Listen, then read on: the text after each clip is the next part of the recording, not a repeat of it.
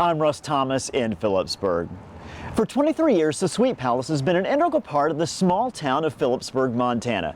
During this short amount of time, it has built quite the reputation as the go-to place for the best candy around. A reputation that's known not only around the state and around the country, but in fact around the world.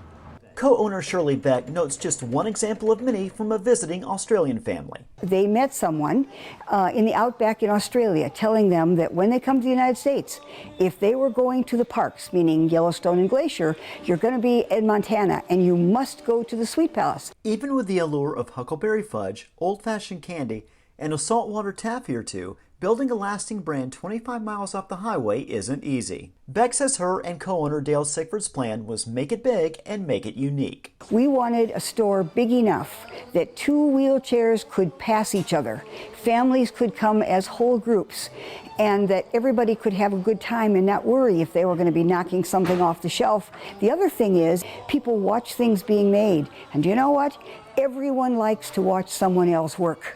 When it comes to their philosophy on candy, their choice is depth. What we have chosen to do instead of going broad is go deep.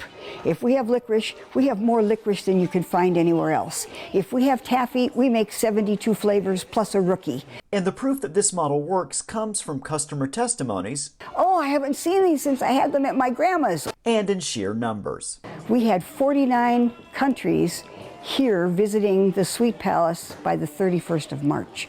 And of course we hit all 50 states, and sometimes in the summer, for those who have visited more often, it's up to 1,200 people a day.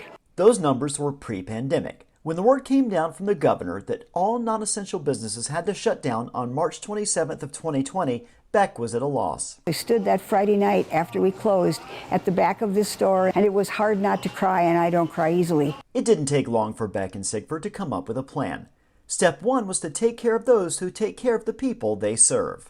We gave everybody a raise, and a significant raise, because we had no idea what was going to happen to them, and it was more important for us, number one, to take care of our staff, and the staff takes care of the public. And that's how that goes, and that's how Dale and I use our philosophy. Beck says with a transition and focus to more shipping of products and a late summer and Christmas surge, they came out of 2020 in great shape. As for what Beck hopes for the future, she says she wants to give each person who walks through the door a once-in-a-lifetime experience in a uniquely special town. If someone comes to visit and then they leave at the end of the day, not only just from the candy store but from Philipsburg, we want them to know that they're thinking about it later, 2 years, 3 years. You know, there was this place.